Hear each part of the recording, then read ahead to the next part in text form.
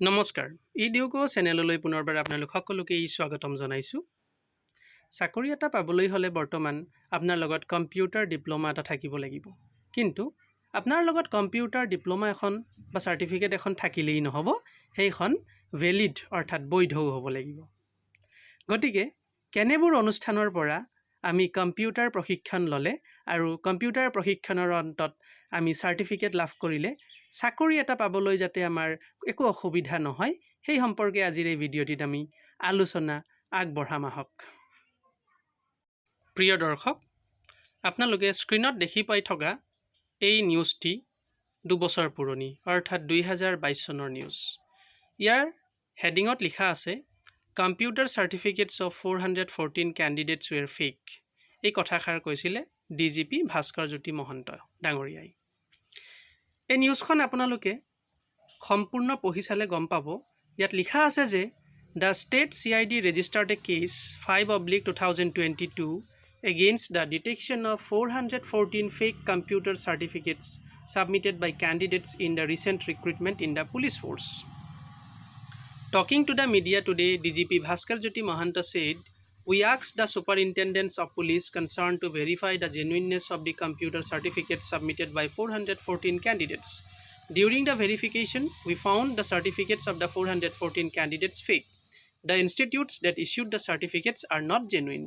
অৰ্থাৎ এইখিনিতে এটা কথা স্পষ্ট হৈ পৰিছে যে যিসকলে পুলিচত চাকৰি এটা পাবলৈ কম্পিউটাৰ সাৰ্টিফিকেটসমূহ জমা দিছিলে সেই সকলৰ ভিতৰত 414 জন প্ৰাৰ্থীৰ কম্পিউটাৰ সাৰ্টিফিকেটত কিছু অসুবিধা পাইছে আৰু সেই সাৰ্টিফিকেটসমূহ ফেক বুলি বাতৰিটোত উল্লেখ আছে গতিকে আমাৰ যিসকল ভৱিষ্যত চাকৰি প্ৰত্যাশী প্ৰাৰ্থী আছে আৰু যিসকলে বৰ্তমান বিভিন্ন মহাবিদ্যালয়সমূহত বা কলেজসমূহত অধ্যয়নৰত তেনেকুৱা চাকৰি প্ৰত্যাশী প্ৰাৰ্থীৰ সুবিধাৰ অৰ্থে আজিৰ ভিডিঅ'টি আমাৰ প্ৰস্তুত কৰা হৈছে আৰু আপোনালোকে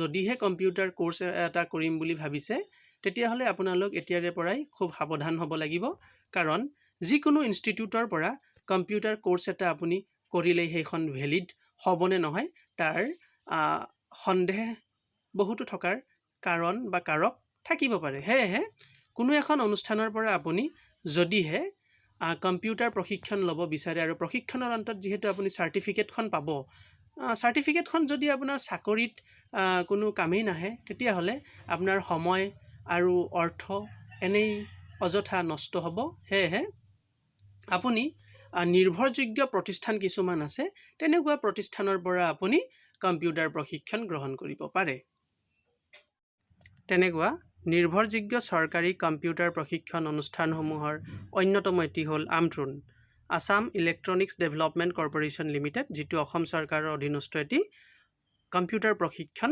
অনুষ্ঠান হয় এই অনুষ্ঠানটিয়ে অসমৰ বিভিন্ন জিলাসমূহত কিছুমান কেন্দ্ৰসমূহক ইয়াৰ অধীনত ৰেজিষ্ট্ৰেচন কৰোৱাই সেই কেন্দ্ৰসমূহত আমট্ৰুনৰ কোৰ্সসমূহ পৰিচালিত কৰি আহিছে গতিকে আপোনালোকে আপোনালোকৰ জিলাখনতেই আমট্ৰুনৰ অধীনস্থ কম্পিউটাৰ প্ৰশিক্ষণ কেন্দ্ৰসমূহৰ পৰা কম্পিউটাৰ প্ৰশিক্ষণ লৈ আপোনালোকে সাৰ্টিফিকেট এটি লাভ কৰিবলৈ সক্ষম হ'ব এতিয়া আপোনালোকে আপোনালোকৰ জিলাখনতে থকা কম্পিউটাৰ প্ৰশিক্ষণ অনুষ্ঠানসমূহ যেটো আমট্ৰুনৰ অধীনস্থ সেই কম্পিউটাৰ প্ৰশিক্ষণ কেন্দ্ৰসমূহৰ নাম আৰু সেই কেন্দ্ৰৰ যিসমূহ হেড হয় তেওঁলোকৰ মোবাইল নম্বৰ আপোনালোকে ইয়াতে লাভ কৰিব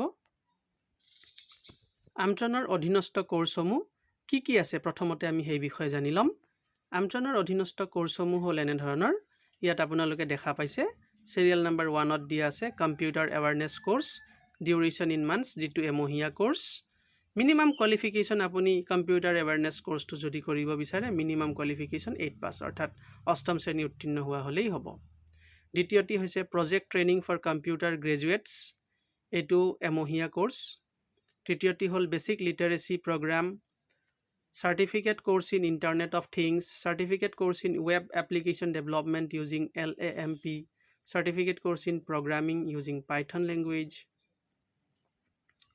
তাৰে পিছত বিভিন্ন ধৰণৰ ইয়াত ডিপ্লোমা প্ৰগ্ৰাম আছে আপোনালোকে প্ৰায় সকলো ধৰণৰ কম্পিউটাৰ প্ৰগ্ৰাম ইয়াত দেখা পাই যাব তাৰ পিছত আমাৰ ভাৰতবৰ্ষৰ অন্যতম চৰকাৰী কম্পিউটাৰ প্ৰশিক্ষণ অনুষ্ঠানটো হৈছে NIELIT।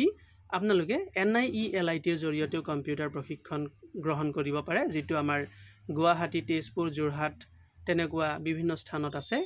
আৰু সেই বিষয়ে আমি অন্য এটি ভিডিঅ'ত আপোনালোকক বিতংকৈ জনাম। আজি আমি আমন্ত্ৰণৰ সম্পৰ্কে জানি ল'ম। গতিকে আপোনালোকে কম্পিউটাৰ কোৰ্চসমূহৰ বিষয়ে দেখা পাইছে, প্ৰায় প্ৰতিটো কোৰ্চেই আপোনালোকে আমন্ত্ৰণৰ অধীনত দেখা পাব।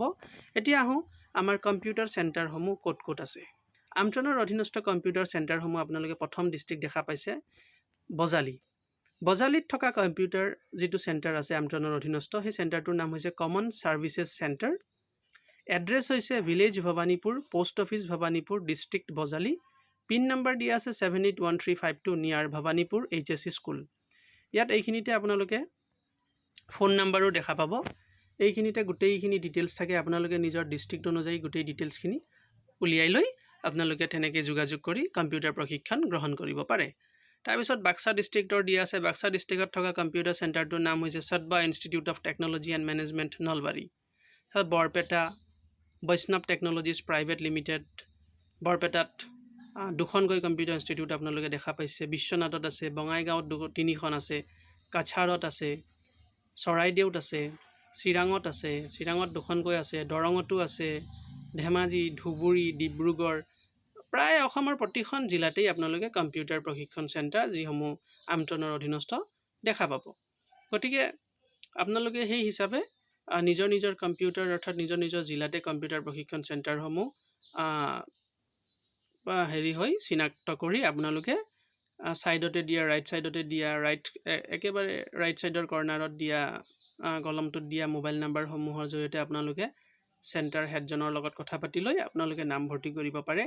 আৰু এটি বিশেষ কথা হ'ল, আমন্ত্ৰণৰ অধীনস্থ এই কম্পিউটাৰ কেন্দ্ৰসমূহে সময়ে সময়ে ফ্ৰী কোৰ্চসমূহৰ বিষয়েও বিজ্ঞপ্তি প্ৰকাশ কৰে। গতিকে আপোনালোকে এই সম্পৰ্কে অৱগত হ'বলৈ আমাৰ ইউটিউব চেনেলটি চাই থাকিব আৰু আপোনালোকে ভাল এটি বৈধ কম্পিউটাৰ ইনষ্টিটিউটৰ পৰা কম্পিউটাৰ কোৰ্চ প্ৰশিক্ষণ গ্ৰহণ কৰি বৈধ চাৰ্টিফিকেট লৈ এটি ভাল চাকৰি কৰিব, সেই আশাৰে আজিৰ ভিডিঅ'টি আমি সমাপ্ত কৰিছোঁ।